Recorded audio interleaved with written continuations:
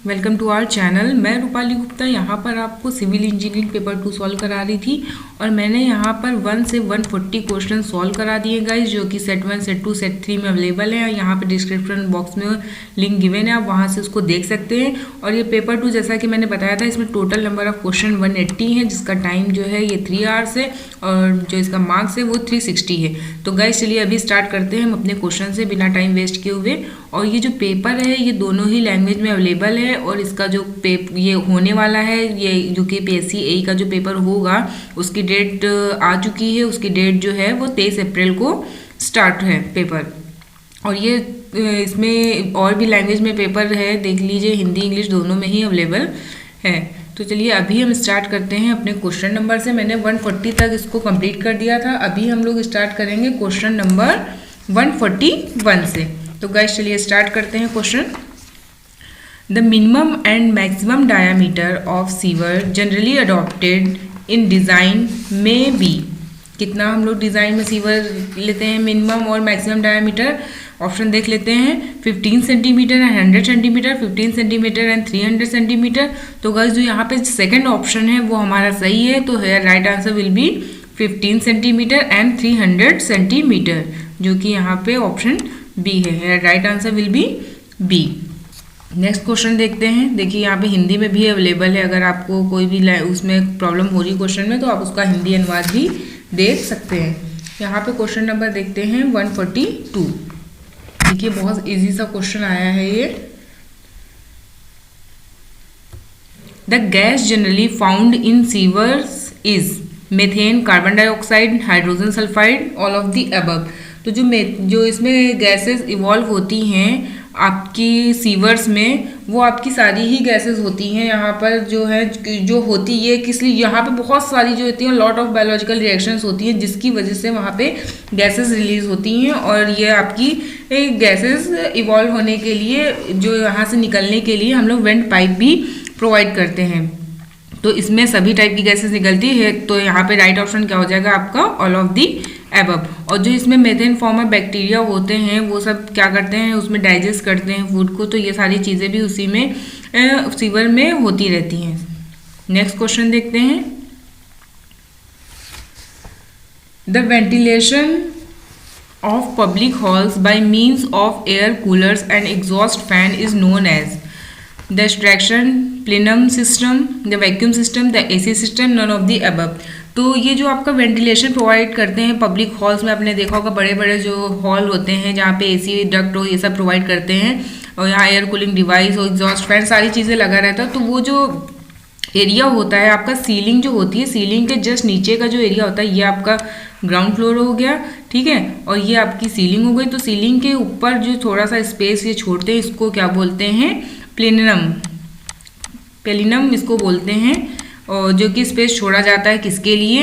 ये public hall के लिए या फिर एयर कूलर या जो भी एग्जॉस्ट चीज़ें यहाँ पे लगानी है उसके लिए। बिल्डिंग में इसको हम एक सेपरेट स्पेस प्रोवाइड करते हैं for circulation, air circulation, for heating, ventilation, air conditioner, और सब जगह पे इसको देते हैं। और ये स्पेस किसके बीच में होता है? स्ट्रक्चरल सीलिंग और ड्रॉप डाउन सीलिंग के बीच में। तो जो यहाँ राइट आंसर हो जाएगा वो क्या हो जाएगा? The extraction plenum system. Right answer will be A. Next question देखते हैं। Question number 144। The cross section of sewer which is suitable for both combined and separate system is. तो यहाँ पे बोथ पूछा गया, कंबाइंड एंड सेपरेट सिस्टम, जो कि हम लोग यहाँ इंडिया में सेपरेट सिस्टम नहीं यूज़ करते। हम लोग कौन सा सिस्टम यूज़ करते हैं? हम लोग यहाँ पे कंबाइंड सिस्टम का यूज़ करते हैं। सेपरेट इसलिए नहीं यूज़ करते हैं क्योंकि ये बहुत कॉस्टली होता है। तो इसके लिए बोथ जो दोनों ही चीज़ों को सर्व करेगा उसके लिए जो हम लोग यूज़ करते हैं सुटेबल क्रॉस सेक्शन, वो होता है आपका एग शेप्ड सीवर। तो इधर राइट आंसर क्या हो जाएगा? Sorry, egg shaped sewer. तो here right answer will be B, egg shaped sewer. Next question देखते हैं। Question number 145. From the following sewage treatment options, the largest land for a given discharge will be needed for trickling filter, anaerobic pond, oxidation ditch, oxidation pond. तो यहाँ पर जो हम लोग sewage के treatment के लिए देखते हैं जितने भी ऑप्शन हैं ये सारे ही यूज़ होते हैं। बट यहाँ पे पूछा गया लार्जेस्ट लैंड किसके लिए होगा फॉर गिवन डिस्चार्ज। तो ये जो लार्जेस्ट लैंड हमें रिक्वायरमेंट होती है वो हमें होती है ऑक्सीडेशन पॉन्ड के लिए, जो कि अबाउट 0.5 से 1 हेक्टेयर लैंड की रिक्वायरमेंट होती है। तो है right answer will be D, oxidation pond. Next question देखते हैं। The most common coagulant used for treating water is. यहाँ पे कोगुलेंट क्या होता है? Coagulant it is a nothing but kind of a chemical, it is a type of a chemical which is used for treatment of water. तो यहाँ पे जो coagulant है, यहाँ पे हम लोग कोगुलेंट कौन कौन से यूज़ करते हैं वाटर में? एल्युमिनियम सल्फेट ये नहीं होता है, एल्युमिनियम क्लोराइड ये भी नहीं होता है, बोथ एंड भी तो हो ही नहीं सकता। तो here right option will be none of the above. और जो गाइज हम लोग कोगुलेंट यूज़ करते हैं, आपने सुना होगा कि जो हम लोग यहाँ पे कोगुलेंट वाटर के ट्रीटमेंट में यूज़ करते हैं वो आपके यहाँ पे अगर फेरस के सॉल्ट होते हैं तो हम लोग ये ऑप्शन सही हो जाता है, क्योंकि हम लोग फेरस सल्फेट का भी यूज़ करते हैं, फेरस क्लोराइड का भी यूज़ करते हैं, फेरिक क्लोराइड का यूज़ करते हैं, फेरिक सल्फेट का और सोडियम एल्यूमिनेट का। और जो मोस्ट कॉमन कोगुलेंट है उसको हम लोग एलम बोलते हैं, एलम का भी यूज़ करते हैं जो कि बहुत चीप होता है और इजीली अवेलेबल भी होता है। तो ये डिफरेंट टाइप के कोगुलेंट्स हैं जो हम लोग यूज़ करते हैं फॉर ट्रीटमेंट ऑफ वाटर। इनका काम क्या होता है? कोगुलेंट को जब जो बहुत ज़्यादा फाइन पार्टिकल्स होते हैं जो कि through the action of gravity settle नहीं करते, उसके लिए हम लोग क्या करते हैं? कोगुलेंट मिलाते हैं पानी में और ये क्या एक फ्लॉग बना लेते हैं, जेलेटिनियस टाइप का फ्लॉग बनाते हैं, जिससे क्या होता है आसपास की जो वो होते हैं फाइनल पार्टिकल्स उसको अट्रैक्ट करके अपना साइज बिगर कर लेते हैं और through the action of gravity ये bottom of the tank settle कर जाते हैं। राइट, नेक्स्ट क्वेश्चन देखते हैं। The length, width and depth of a rectangular settling tank are 25, 6, 4 respectively. आपको L दिया हुआ है, B दिया हुआ है and D, फिर इसको H। If 2 hour detention period for tank is recommended, ये 2 घंटे हैं, आपका टाइम क्या दे रखा है? 2 hour। Then the rate of flow of sewage पर आर इज, यहाँ पे आपको रेट ऑफ फ्लो निकालना है, इसका मतलब आपको यहाँ पे डिस्चार्ज निकालना है। तो आपको पता है जो इसकी कैपेसिटी, आपको टैंक की कैपेसिटी दी है, तो कैपेसिटी आप किस में मेजर करते हैं? मीटर क्यूब में। तो ये क्या हो जाएगा आपका? Volume into discharge into time. देखिए ये इसकी इक्विवेलेंट हो गया। यहाँ पे यूनिट देखते हैं, ये यूनिट इसकी क्या होगी? मीटर क्यूब में। तो यहाँ पे जो आपको दे रखा है इसका वॉल्यूम 25 इंटू 6 इंटू 4 ये आपका है मीटर क्यूब में, और ये आपका डिस्चार्ज इसमें निकालना है, क्यूब मीटर क्यूब पर सेकंड में होता है, और ये टाइम आपका दे रखा है 2। राइट, अब क्या करेंगे? ये डायरेक्ट आपका आंसर आ जाएगा। इसको जब सॉल्व करेंगे तो आपका जो आंसर आएगा वो आएगा 600, इसको कैलकुलेट करने पे divide by 2 equal to 300 metre cube. तो यहाँ पे जो आपका डिस्चार्ज आ गया, rate of flow of sewage per hour में इसको निकालना था, ठीक है। तो ये यहाँ पे जो आ गया आंसर वो आपका कितना आ गया? वो आपका आ गया guys metre cube per hour में ये 300। Right answer will be C, 300 per our. Next question देखते हैं। According to Lacey's design theory, what will be the design scar depth for a channel in a soil having silt factor of unity? Silt factor unity दे रखा है and carrying discharge of 96 meter cube per second. The base width of this channel is 12 meter. Base width भी दे रखी है आपकी, कितनी है ये? 12 metre. तो गाइज अभी मैंने प्रीवियस क्वेश्चन में इसका फॉर्मूला डिस्कस किया था, जो स्कार डेप्थ होती है वो कितनी होती है आपकी? 1.35 Q square upon F whole bracket की पावर 1/3। ये क्वेश्चन आपका यूपी लेक्चरर का एग्जाम हुआ था, उसमें भी एज इट इज़ आया था। तो आपको इसमें बस वैल्यू पुटअप कर देनी है और आपको आंसर मिल जाएगा। ये क्यों क्या हो जाएगा यहाँ पर आपका? ये होता है आपका डिस्चार्ज पर यूनिट विथ, तो ये 96 विथ दे रखी है आपकी बेस विथ, ये 12 इसका होल स्क्वायर हो जाएगा, और ये आपका F1 दे रखा है यूनिटी एंड 1/3। तो जब आप इसको सॉल्व करेंगे तो आपका ये आ जाएगा 5.4 मीटर। तो here right answer will be D. Next question देखते हैं। ये फॉर्मूला याद होना चाहिए, स्कार डेप्थ को बहुत बार पूछा जा चुका है एग्जाम में। Question number 149। The spacing of tile drains to relieve waterlogged land is directly proportional to the depth of drain below the water level, coefficient of permeability of soil to be drained. तो यहाँ पे जो second option है वो हमारा सही है। जो स्पेसिंग होती है टाइल ड्रेन की वाटर लॉग के किसके डायरेक्टली प्रोपोर्शनल होती है, वो कोफिशिएंट ऑफ परमेबिलिटी के। तो right answer will be B. और इसका जो फॉर्मूला होता है स्पेसिंग का, ये फॉर्मूले में भी आप देख सकते हैं, ये इसके डायरेक्टली प्रोपोर्शनल है परमेबिलिटी के। क्या होती है परमेबिलिटी मीटर पर सेकेंड में जो होती है upon Q B square minus A square. ये फॉर्मूला होता है गाइज स्पेसिंग का। Spacing between the tile drain, इसमें क्या क्या है, परमेबिलिटी कोफिशिएंट जो कि होता है मीटर पर सेकेंड में, डिस्चार्ज पर यूनिट लेंथ, ये आपका डिस्चार्ज पर यूनिट लेंथ है। बी क्या है आपका, बी है height of water table above impervious layer, और ए क्या है आपका height of concrete drain above impervious layer. तो यहाँ पे राइट आंसर आप फॉर्मूला देख के दिख गया होगा आपको, क्या है यहाँ पे बी। नेक्स्ट क्वेश्चन देखते हैं। ये भी क्वेश्चन आपका ये अभी यूपी लेक्चरर का एग्जाम हुआ था, उसमें आया था 150 question. The outlet discharge factor is the duty at the head of main canal, branch canal, water course, distributary. तो गाइज जो आउटलेट डिस्चार्ज होता है, तो जहाँ पे आउटलेट होगा वहीं पे लगाएंगे, जो फील्ड के जस्ट पहले लगाते हैं। तो वो कहाँ, उसको क्या बोलते हैं हम लोग, duty at the head of water course के पास इसको हम लोग लगाते हैं। तो इसका राइट आंसर क्या हो जाएगा, सी वाटर कोर्स। नेक्स्ट क्वेश्चन देखते हैं, क्वेश्चन नंबर 151। ये भी क्वेश्चन आपका भी आया था एग्जाम में। Garrett diagrams are based on Kennedy theory, Lacey's, Khosla, Bligh's. तो यहाँ पे जो गैरेट डायग्राम है वो हम लोग किस में यूज़ करते हैं, कैनेडी थ्योरी में। तो है right answer A. Next question देखते हैं 152। The effect of increasing diameter of sewer on self cleansing velocity is. क्या होता है जब हम डाया को बढ़ा देंगे, तो अगर हम डाया को बढ़ाते हैं तो उसकी वेलोसिटी क्या होती है, कम हो जाती है। तो यहाँ पे क्या है, तो इसकी सेल्फ क्लिनजिंग वेलोसिटी क्या हो जाएगी, डिक्रीज हो जाएगी। तो है right answer will be to decrease it. यहाँ पे जो फर्स्ट ऑप्शन है वही आपका सही है, right answer is a. Next question देखते हैं। Which of the following retards the self purification of stream.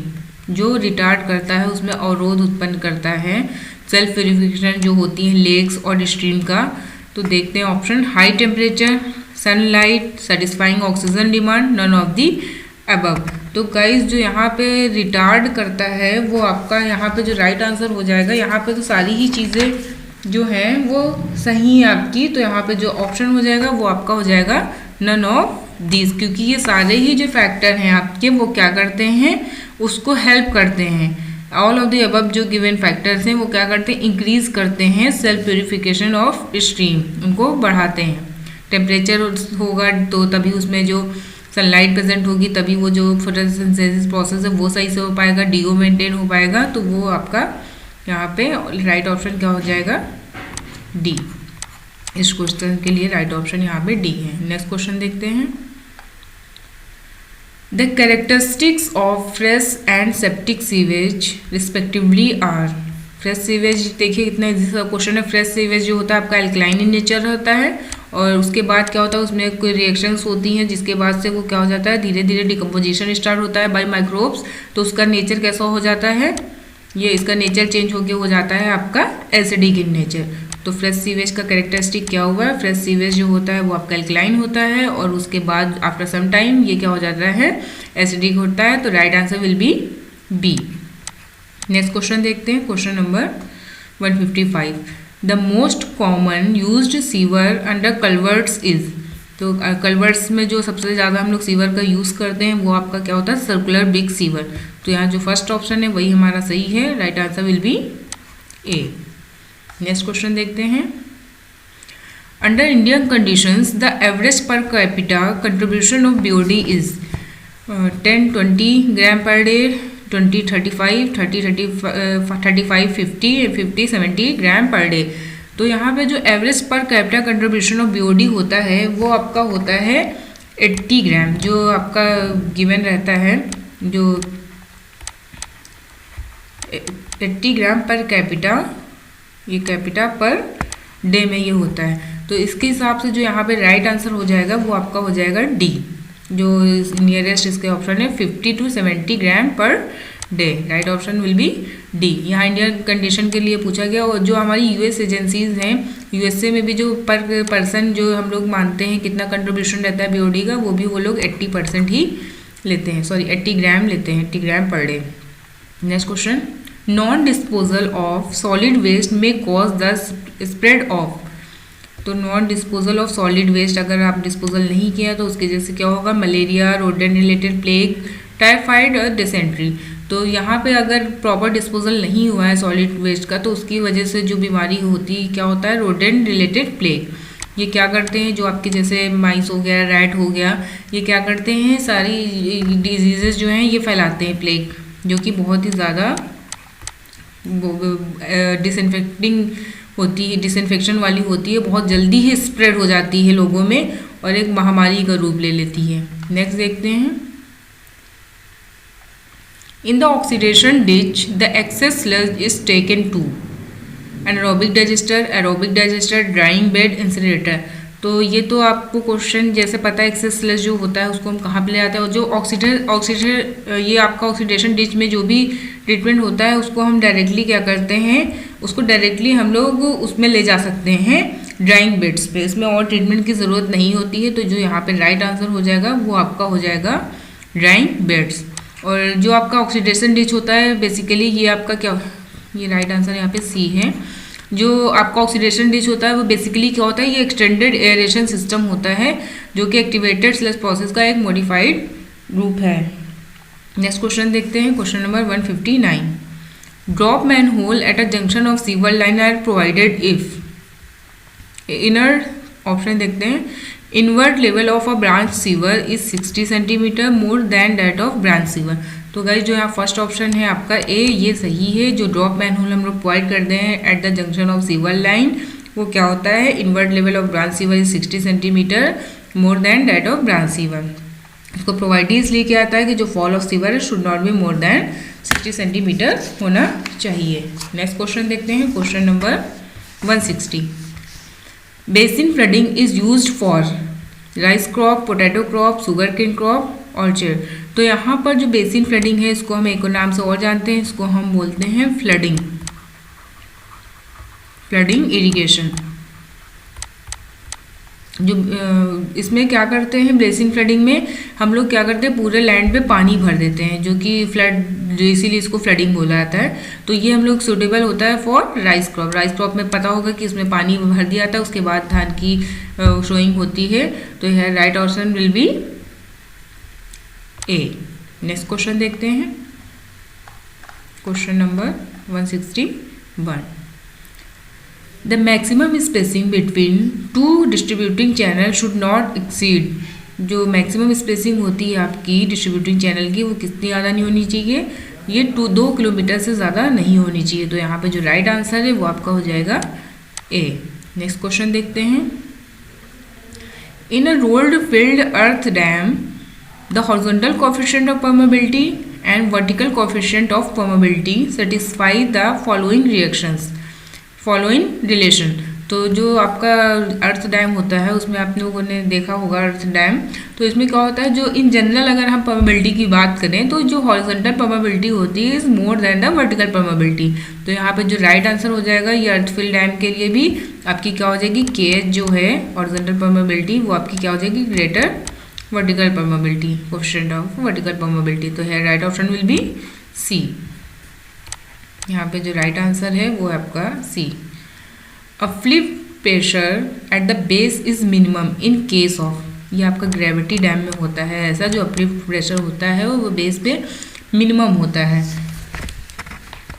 तो यार राइट आंसर विल बी क्या हो जाएगा, ये देखिए ऑप्शन बी ही यहाँ पे राइट है, ऑप्शन बी इज करेक्ट। तो uplift pressure at the base is minimum in case of gravity dam. क्यों होता है ये, क्योंकि ग्रेविटी डैम में हम लोग क्या करते हैं, इसको हम लोग यहाँ पे वी प्रोवाइड ड्रेनेज पाथ, यहाँ पे हम लोग ड्रेनेज पाथ प्रोवाइड करते हैं जिसकी वजह से वहाँ पे प्रेशर कम आता है। और ड्रेनेज पाथ प्रोवाइड करते हैं, कट ऑफ वॉल्स प्रोवाइड करते हैं जिसकी वजह से वो जो अपलिफ्ट प्रेशर होता है बेस पे वो रिड्यूस हो जाता है। कट ऑफ वॉल भी हम लोग प्रोवाइड करते हैं जिसकी वजह से क्या होता है, जो अपलिफ्ट प्रेशर होता है एट द बेस वो रिड्यूस हो जाता है। नेक्स्ट क्वेश्चन देखते हैं, the amount of residual chlorine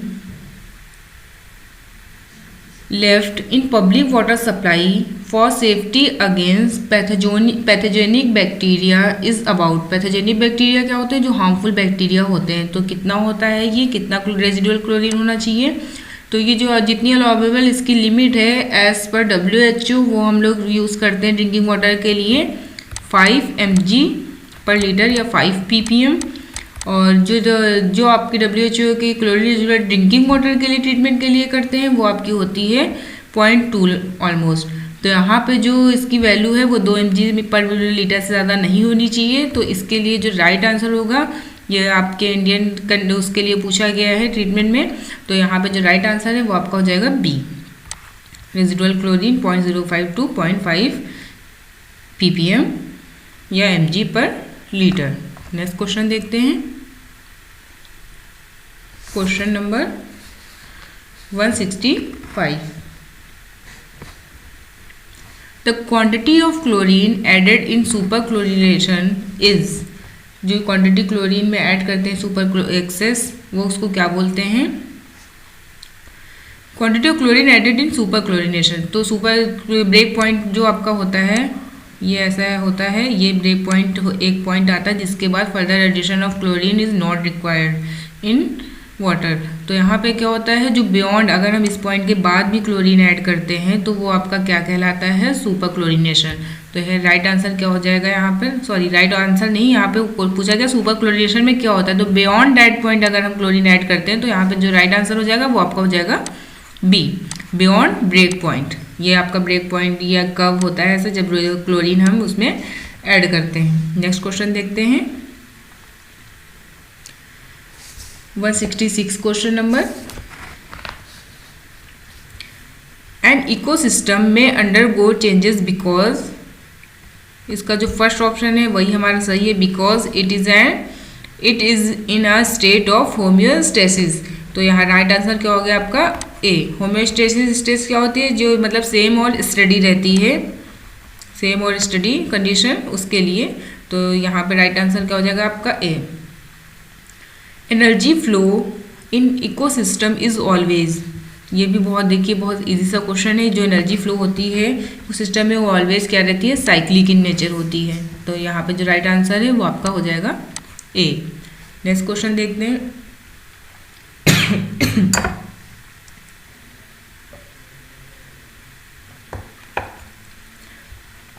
thinning of ozone layer in stratosphere will cause. जो ओजोन लेयर जो हो रही है बहुत ही पतली होती जा रही है, स्ट्रेटोस्फेयर में ये होती है, वो तो उसके क्या कॉज होते हैं?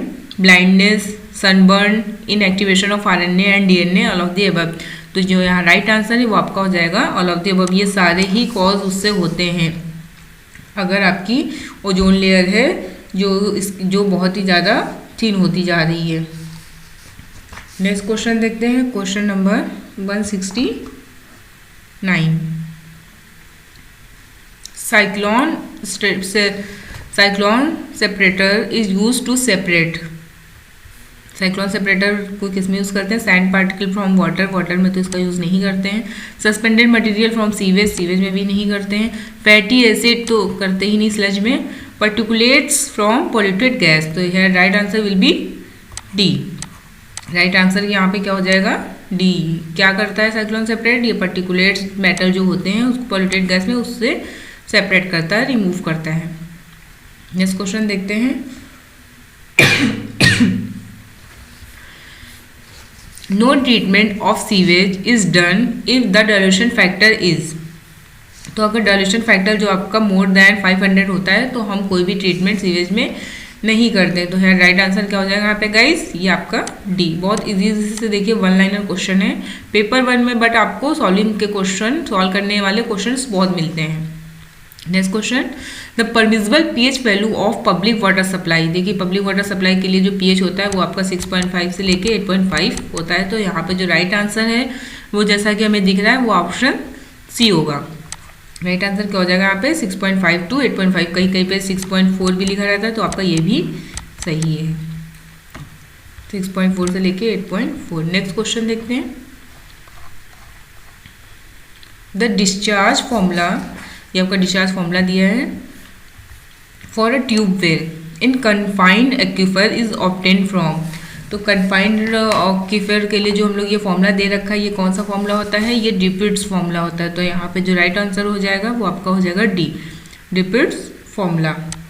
और जो आपका ये थीम्स फॉर्मूला, दो ही फॉर्मूले जो हम लोग यूज़ करते हैं, थीम्स का और डिपिट्स का, किसके लिए, ट्यूबवेल में डिस्चार्ज के लिए, और थीम फॉर्मूला किसके लिए होता है, ये कन्फाइंड के लिए होता है एक्वीफर्स के लिए, और अनकन्फाइंड के लिए हम लोग थीम्स फॉर्मूला का यूज़ करते हैं, अनकन्फाइंड एक्वीफर्स के लिए। नेक्स्ट क्वेश्चन देखते हैं, ये भी क्वेश्चन पूछा जा चुका है, बट इस क्वेश्चन के लिए राइट आंसर क्या होगा आपका D, डिपिट्स formula. 173 For least effect on water table, only one tube well should be dug in every 0.5 kilometre, 1 kilometre, 1.5 kilometre, 2 kilometre. तो जो हम लोग डग करते हैं, one tubewell should be dug in every 1.5 kilometre square. तो है right answer will be C. Next question,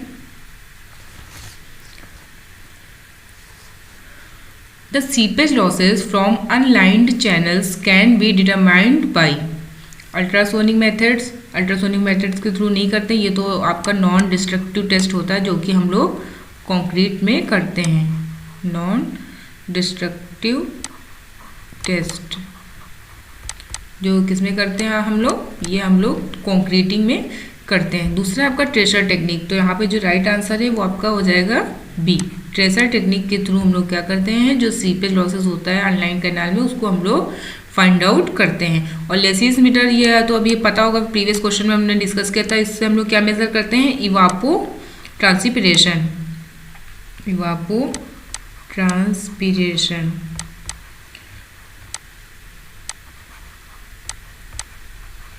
और ये टिपिंग बकेट जो है, ये तो टिपिंग बकेट जो है आप मेज़र क्या करता है, ये रेन गेज होता है, रेनफॉल मेजरमेंट के लिए करते हैं, for measurement of rainfall. Next question देखते हैं, capacity of an irrigation channel is fixed on the basis of cultivable command area and water transmission losses, duty of water, time factor.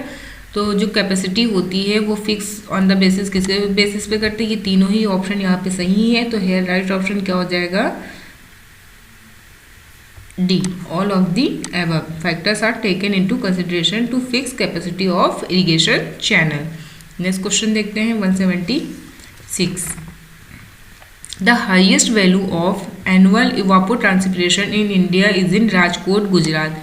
ये गुजरात में ही highest हम लोग ये देखते हैं कि एनुअल जो evapotranspiration हो रहा है राजकोट में ही देखा गया है। Here the annual PET is about potential evapotranspiration कितना होगा यहाँ पे, तो ये जो होता है इसकी वैल्यू होती है ये 210 सेंटीमीटर होता है। तो यहाँ पे जो राइट ऑप्शन हो जाएगा, here the annual PET is about 210 centimetre, right option is a.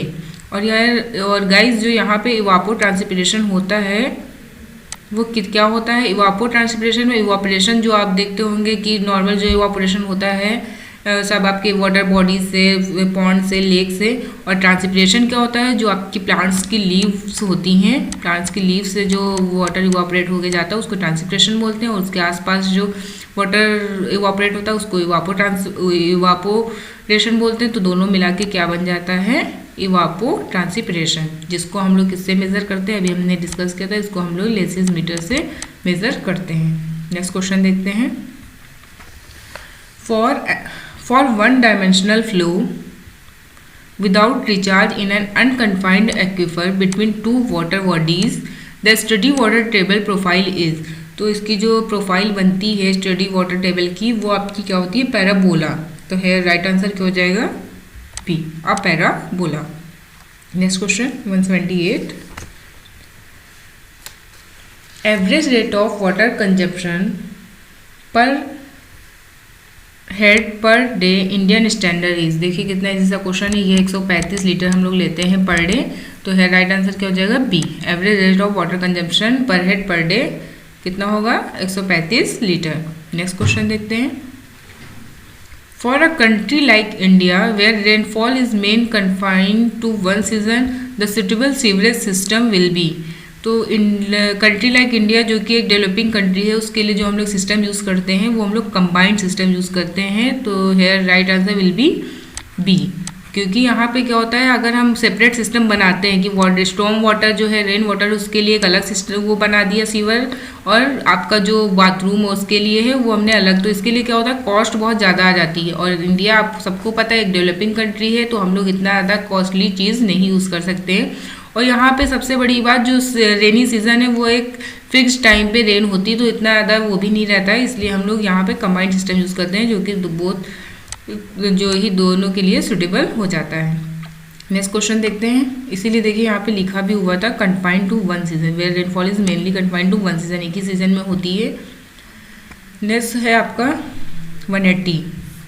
Guys ये आपका लास्ट क्वेश्चन है 180. इसके बाद इसमें टोटल 180 क्वेश्चन थे. अगर आपको वीडियो अच्छा लगा हो तो प्लीज़ इसे लाइक शेयर सब्सक्राइब करिएगा. और देख लेते हैं अपना लास्ट क्वेश्चन जो कि बहुत इजी सा है. यूट्रोफिकेशन इज, क्या होता है यूट्रोफिकेशन? इसमें क्या होता है न्यूट्रिएंट, जब न्यूट्रिएंट बहुत ज़्यादा रिच क्वांटिटी में हो जाते हैं, एक्सेसिव क्वांटिटी में हो जाता है उसकी रिचनेस, तो जो लेक और वाटर बॉडीज़ होती हैं वो क्या होता है उसमें एक प्लांट जो ग्रोथ होती है बहुत ही डेंस ग्रोथ होने लगती है. आपने देखा होगा एल्गी बहुत ज़्यादा ग्रो कर जाती है, तो उसी को बोलते हैं यूट्रोफिकेशन. तो यहाँ पे जो राइट ऑप्शन होगा वो आपका क्या हो जाएगा देख लेते हैं. Process through which carbon recycle in nature, ये नहीं है. Caused by accumulation of plant nutrients in water bodies, तो यहाँ पे जो राइट आंसर है वो आपका क्या है B, caused by accumulation of plant nutrients in water bodies. तो गाइज ये हमारा लास्ट क्वेश्चन था. हमने पेपर जो 2 है इसके सारे 180 क्वेश्चन हम लोगों ने कंप्लीट कर लिए हैं. पेपर 1 भी आप लोगों को जल्दी कंप्लीट होने वाला है. अगर आपको वीडियो गाइज अच्छा लगा हो तो प्लीज़ इसे लाइक शेयर सब्सक्राइब करिएगा. Thank you so much for watching this video. Thank you.